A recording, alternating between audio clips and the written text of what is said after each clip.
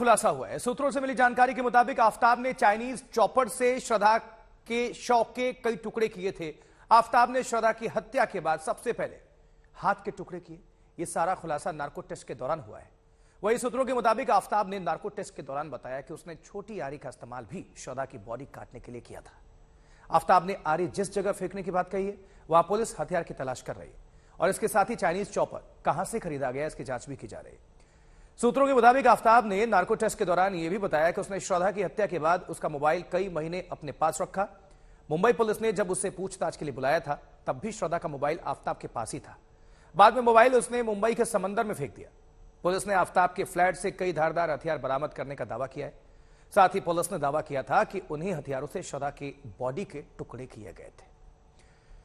चलिए, इस खबर पर ज्यादा जानकारी के लिए हम रुक करते हैं अरविंद ऊझा का। हमारे साथ हमारे सहयोगी जुड़े हुए हैं। अरविंद, जिस तरह से जांच आगे बढ़ रही है, बड़े खुलासे हो रहे हैं। आफताब ने कबूल किया है, जो कि अपने आप में बहुत भयानक हादसे को ये बताता है। किस तरह से चाइनीज चॉपर खरीदा और बॉडी पार्ट्स काटे, और क्या कुछ जानकारी आपके पास तफसील से दर्शकों को बताएं। देखिए आशुतोष, हर रोज नए खुलासे हो रहे हैं। 3 नए खुलासे आज तक को जानकारी जो मिली है उसके मुताबिक पहला ये कि चाइनीज चॉपर, चूंकि बॉडी चॉप करने के लिए धारदार हथियार की जरूरत होती है, तो चाइनीज चॉपर भी खरीद कर लाया था आफताब।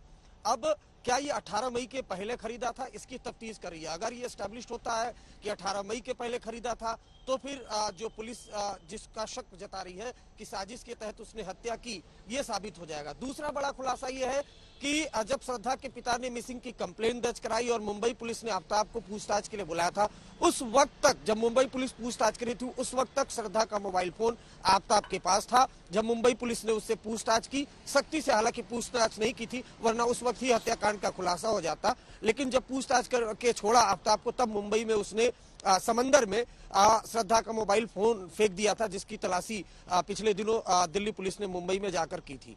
तीसरा बड़ा खुलासा यह है कि नार्को टेस्ट के दौरान उसने बताया कि सबसे पहले उसने श्रद्धा की बॉडी में हाथ के टुकड़े किए थे।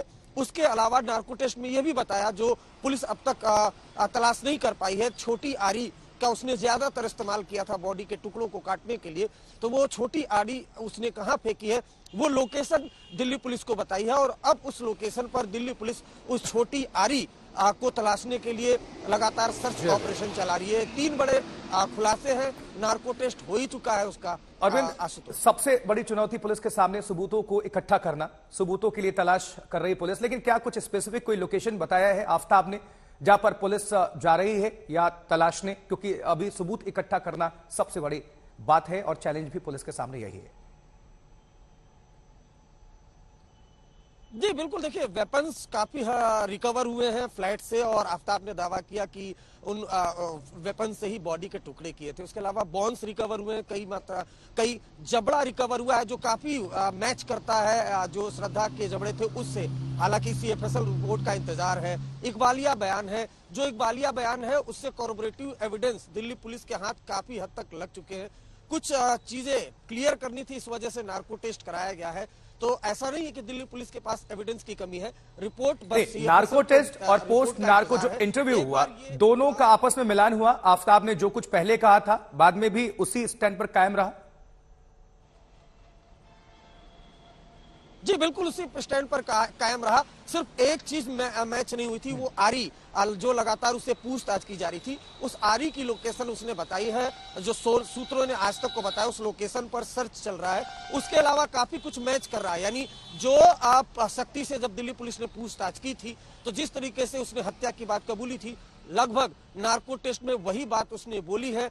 सिर्फ इंतजार है दिल्ली पुलिस को जो बोन्स रिकवर हुए हैं आफताब की निशानदेही पर, अगर वो बोन्स जो श्रद्धा के पिता है उनके डीएनए से मैच कर जाता है तो सब कुछ, सारी पिक्चर क्लियर हो जाएगी। सारी तफ्तीश लगभग क्लियर हो जाएगी और ये क्लियर हो जाएगा कि श्रद्धा की हत्या हो चुकी है और हत्याकांड को किसने अंजाम दिया वो पुलिस की मौजूदगी में खुद ही बता रहा है।